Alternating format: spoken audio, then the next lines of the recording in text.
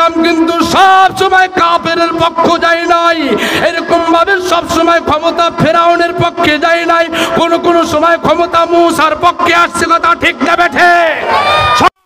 ক্ষমতা কিন্তু ওই নমরুদের হাতে যায় নাই, কোন সময় ক্ষমতা কিন্তু ইব্রাহিমের হাতে চলে আসছে। কথা ঠিক? সব সময় কিন্তু ক্ষমতা এরকম ভাবে আবু জাহালের হাতে যায় নাই, কোন সময় ক্ষমতা আল্লাহ তাআলা মুহাম্মাদের হাতেও দিয়েছে। কথা ঠিক?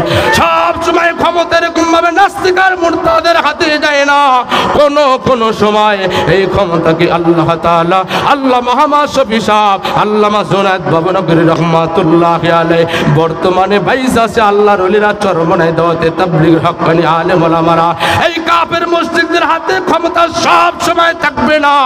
এক মাগে শীত যায় না, মা কিন্তু চেঞ্জ হইতে পারে, এটা কিন্তু হিসাব রাখা দরকার। কিয়ামত পর্যন্ত আল্লাহ আমাকে বাঁচাইয়ে রাখবে না। পৃথিবীর জমিনে যদি কোনো বান্দাকে আল্লাহ তাআলা বাঁচাইয়ে রাখতেন, ওই বান্দাটা হলো আব্দুল্লাহর বেটা মুহাম্মদ। ওনাকে যেহেতু আল্লাহ বাঁচাইয়ে রাখে নাই, আমাকেও আমার আল্লাহ তাআলা বাঁচাইয়ে রাখবে না।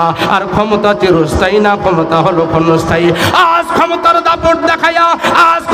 দাপট দেখায়া যত পাওয়ারই দেখাই না কেন, আজ গরিবের পেটে লাথি মারি না কেন, 21 খাইছি পেঁয়াজ ছাড়া, 21 পদ তরকারি খাইছি নুন ছাড়া। মন্ত্রীরা সংসদে বক্তৃতা দেয়, হে মন্ত্রীর ঘরের মন্ত্রী, চোরের ঘরের চোর, বাটপারের ঘরের বাটপার, তুমি সাধারণ তৌহিদি জনতারে শোনাও এরকম ভাবে তেল ছাড়া 21 পদের তরকারি খাইছি। এইটা তুমি সংসদ গণভবন বঙ্গভবনে বক্তৃতা দাও নাই, এটা তুমি গরিবের পেটে লাথি মারার চক্রান্ত করেছো। ঠিক না বেঠি? তোমার তো বাংলাদেশের জন্য মায়া নাই। আই ক্যান চ্যালেঞ্জ, আমি সারা বাংলাদেশ চ্যালেঞ্জ করে কথা বলি, এই বাংলার জমিনে এমন কোন উপজেলা চেয়ারম্যান নাই, এরকম ভাবে এমপি মন্ত্রী মিনিস্টার নাই যাদের ছেলে সন্তান বাংলার জমিনে পড়াশোনা করে, একটারও নাই। সবার ছেলে মেয়ে কানাডা পাঠায়, লন্ডনে পাঠায়, আমেরিকা পাঠায়, জাপান পাঠায়, চীন পাঠায় বড় বড় ডিগ্রি আনার জন্য। কেননা ওখানে থাকে, পড়াশোনা করে, ওখানে একাধিক বাড়ি গাড়ি মার্কেট করেছে বাংলার টাকায়। জোরে কোন ঠিক না বেঠি? আজ আমাদেরকে বলা হয় হুজুররা লম্বা লম্বা জামা পরিধান করে, ওন্না পাঞ্জাবিদের লম্বা পরার কারণে কাপড়ের দাম বাড়াইছে। আরে আমরা কাপড়ের দাম বাড়াইছি? আমরা না হয় কাপড়ের দাম বাড়াইছি, পেঁয়াজের দাম 300 টাকা কে বাড়াইছে? হ্যাঁ, যত দোষন্দ ঘোষ, সত্যটা বললেই দোষ, করলে অন্যায়ের প্রতিবাদ, নামটা হবে তোমার মৌলবাদ। অন্যায়ের প্রতিবাদ করা যায় না, অন্যায়ের প্রতিবাদ করা যায় না। বয়স 29 পার হয়ে মাত্র 30-এর মধ্যে পড়েছে, এখন তো রাজাকারের নাম খাতায় উঠা গেছে। বাজান গো, এই স্বাধীনের পরে আমার মায়ের বিবাহ হয়েছে, আমার মায়ের ঘরে, এক মায়ের ঘরে আমরা 11টা সন্তান।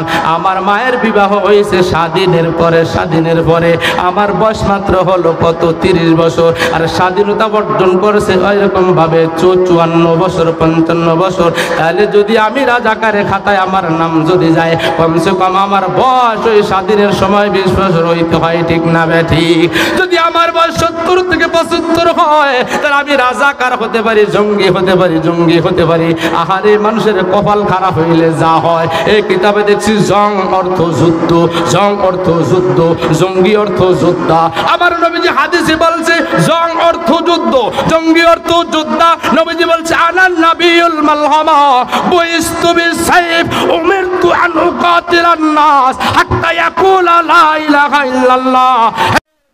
মানুষরে, আল্লাহর নবীজি বলতেছে আমাকে আল্লাহ তাআলা তরবারে দিয়া প্রেরণ করেছে, উমিরতু আন উকাতিলান নাস, আমাকে আল্লাহ তাআলা প্রেরণ করেছে মানুষকে হত্যা জন্য, মানুষের উপর তলোয়ার জন্য। কোন মানুষের উপরে? যাদের কাছে দিনের কথা বলা হয়, দিনের কথা গ্রহণ করে না, দিন বুঝতেও চায় না। ইসলামের উপর যারা চক্রান্ত করে, কসুকাটা করার জন্য নবীজি বলছে আমাকে আল্লাহ প্রেরণ করেছে, আমাকে আল্লাহ তাআলা কসু কাটার জন্য প্রেরণ করেছে। উমিরতু আন উকাতিলান নাস হাত্তা ইয়াকুলা লা ইলাহা ইল্লাল্লাহ, আমি মানুষের কাছে লা ইলাহা ইল্লাল্লাহর দাওয়াত দিব। ইয়া আইয়ুহান নাস কুলু লা ইলাহা ইল্লাল্লাহ তুফলিহুন। লা ইলাহা ইল্লাল্লাহ আদম সবিউল্লাহ, লা ইলাহা ইল্লাল্লাহ নূহ নবিউল্লাহ, লা ইলাহা ইল্লাল্লাহ ইব্রাহিম খলিলুল্লাহ, লা ইলাহা ইল্লাল্লাহ ইসমাঈল জবিহুল্লাহ, লা ইলাহা ইল্লাল্লাহ ঈসা রুহুল্লাহ, লা ইলাহা ইল্লাল্লাহ মুসা কালিমুল্লাহ, লা ইলাহা মুহাম্মাদুর রাসূলুল্লাহ। এই লা ইলাহার দাওয়াত দিয়ে আমার আল্লাহ তাআলা দুনিয়ার জমিনে আমাকে প্রেরণ করেছে। উমিরতু আন উকাতিলান নাস হাত্তা ইয়াকুলা লা ইলাহা ইল্লাল্লাহ। যতক্ষণ পর্যন্ত মানুষের কাছে এই তাওহীদের দাওয়াত, একাত্মবাদের দাওয়াত যারা যেরকম ভাবে দেয়, দাওয়াত যদি গ্রহণ না করে উল্টা রিয়াকশন করে, এরকম ভাবে মানুষ মুসলমান আঘাত করে না, আঘাত করবে তো এরকম ভাবে ঠেকাইবে। যখন ওয়ালের সাথে পিঠ ঠেকা যাবে তখন আর কোনো উপায় থাকে না। এই জন্য বলে সব সময় ক্ষমতাসীনওয়ালাদের কাছে থাকে না, কোনো সময় ক্ষমতা কিন্তু ঈমানওয়ালার কাছে চলে আসে। ঠিক না ব্যাঠিক? এক সময় ক্ষমতা আল্লাহ তাআলা নবীদের হাতে দিয়েছে, এক সময় ক্ষমতা আল্লাহ তাআলা মূসার হাতে দিয়েছে, এক সময় ইব্রাহিমের হাতে দিয়েছে, এক সময় ঈসার হাতে দিয়েছে, এক সময় আব্দুল্লাহর বেটা মুহাম্মদের হাতে দিয়েছে, এক সময় আল্লাহ তাআলা আবু বকর ওমর ওসমানের হাতে দিয়েছে, আব্দুল্লাহ ইবনে জুবাইরের হাতে দিয়েছে। সব সময় ক্ষমতা কিন্তু বিএনপি থাকে নাই, আওয়ামী লীগ আসছে। আর আওয়ামী লীগ যদি মনে করে আমরা এরকম ভাবে কিয়ামত পর্যন্ত আওয়ামী লীগ ক্ষমতায় থাকবো, তাহলে এটা তাদের থিওরি ভুল। জোরে কোন ঠিক না ঠিক? এক সময় তারা ক্ষমতায় ছিল, আল্লাহ ক্ষমতার চেয়ার পাল্টায় বিএনপিকে ঢুকাই দিছে। আবার এখন আওয়ামী লীগ সরকার ক্ষমতায়, যেভাবেই হোক তারা ক্ষমতায় গেছে, দিনের ভোটে হোক আর রাতের ভোটে হোক, এখন ওনারা গেছে ক্ষমতায় গেছে, আল্লাহ ওনাদেরকে ক্ষমতায় বসাইছে। ওয়াতুইজ্জু মান তাশা ওয়া তুযিল্লু মান তাশা বিয়াদিকাল খায়র। আমি আল্লাহ তাআলা ইজ্জত দেই, আমি আল্লাহ তাআলা ইজ্জত কাইরা নেই। আল্লাহ তাআলা বলতেছে ওয়াতুইজ্জু মান তাশা ওয়া তুইজ্জু মান তাশা। আল্লাহ এটা বলে নাই ক্ষমতা পাইলে তাকে সম্মান দেওয়া হবে, এটা বলা হয় নাই। আল্লাহ ক্ষমতা দিয়েও কিন্তু অপমান করে চেয়ার থেকে নামাইতে পারে। ঠিক না ঠিক? ফিরাউন তার জ্বলন্ত প্রমাণ। ফিরাউন বলছিল আনা রাব্বুকুমুল আলা, আমি পৃথিবীর সবচাইতে বড় খোদা। এরকম ভাবে আল্লাহ তাআলা ক্ষমতাকে তার চিরস্থায়ী দেয় নাই। 40 বছরের মধ্যে একটা হাসিও হয় নাই, কাশিও হয় নাই, জ্বরও হয় নাই, এমন ক্ষমতা আল্লাহ তাআলা দিয়েছিল ফিরাউনকে। আল্লাহ তাআলা ফিরাউনকে এরকম ভাবে ধ্বংস করে দিয়েছে। নমরুদ আল্লাহ তাআলাকে মারার জন্য তীর মারছিল আসমানে, আল্লাহ নমরুদকেও কিন্তু ক্ষমতা সুযোগ সব সময় দেয় নাই। আল্লাহ কারণে এত সম্পদ দিয়েছে, আল্লাহ কারণকে স্থায়ী করে নাই। আল্লাহ জমিনের মধ্যে দশায় ফেলছে। আল্লাহ সাদ্দাতকে আল্লাহ তাআলা ধরছে, আল্লাহ সার দেয় তো ছেড়ে দেয় না। আল্লাহ কারণকেও ধরছে, আল্লাহ এরকম ভাবে মুনাফিক মুশরিক কাফেরদেরকে ধরছে, ক্ষমতাওয়ালাদেরকে ধরছে, ক্ষমতা সারাওয়ালাদেরকে ধরছে। এখন দুনিয়াতে যারা ক্ষমতা ক্ষমতা ক্ষমতা ক্ষমতা দেখায়, এই ক্ষমতা দেখায় আল্লাহর হুকুম থেকে যারা দূরে, নবীজির আদর্শ থেকে যারা দূরে, কোরআন থেকে যারা দূরে, হাদিস থেকে যারা দূরে। আল্লাহ রাসূল বলেন মান তাশাব্বাহা বিকওমিন ফাহুয়া মিনহুম। যার সাথে যার মহব্বত তার সাথে তার কিয়ামত। যারা ক্ষমতা দেখায়, ক্ষমতার অপব্যবহার করে, ক্ষমতার করে, আল্লাহ এদের হাসর করবে ফেরাউনের সাথে, মা কারুনের সাথে তাদের হাসর করবে।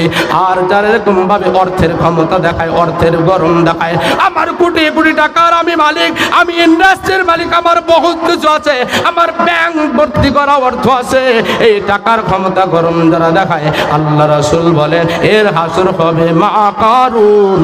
এই কারুনকে আল্লাহ তাআলা এত সম্পদ দিয়েছে, এত সম্পদ দিয়েছে বলে এরকম ভাবে সম্পদের যে গোডাউন ছিল, গোডাউনের তালার চাবি, এই চাবি টানতে 70টা উটের প্রয়োজন হইত। এই পরিমাণ সম্পদ আল্লাহ কারুনকে দিয়েছে। যারা সম্পদের গরম দেখাও, যারা সম্পদের গরম দেখাও, তাকাব্বুরি দেখাও, তোমার হাসর হবে কারুনের সাথে। পরিণতি তোমার ভালো হবে না। এজন্য ভাই ও দোস্তার বুজুর্গ, এ ক্ষমতা চিরস্থায়ী না, ক্ষমতা হলো অস্থায়ী। বাজান গো, এই যে সাদেক পাটোয়ারি বাড়ির দরজায় যে হাফিজিয়া মাদ্রাসা, নুরানি মাদ্রাসা, ও বাজান দেশ থেকে মাদ্রাসাকে ভালোবাসেন, আল্লাহ তার সম্পর্ক রাখার কারণে, এটাকে সাপোর্ট করার কারণে আল্লাহ তাআলা আমার গুনাহ হতে পারে। প্রত্যেকটা নবীরা ছিল বেগুনাহ মাসুম, আর সাহাবায়ে কেরাম ছিলেন মাহফুজ।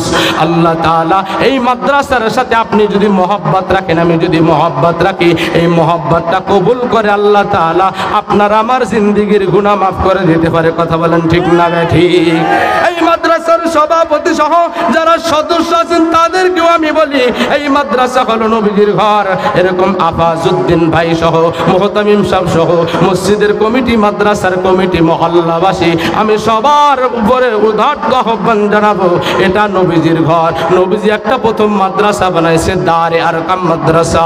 ওই দারে আরকাম মাদ্রাসা থেকে পৃথিবীর সমস্ত মাদ্রাসার উৎপত্তি। আমি আফাজউদ্দিন ভাইকে বলবো, ভাইজান আপনি মাদ্রাসা পরিচালনা করেন, আপনার প্রতিবেশী আছে, পাড়া প্রতিবেশী আছে, ভাই সমপর্যায়ে আছে, বাবা চাচা সমপর্যায়ে আছে, তাদের সাথে পরামর্শ করবেন।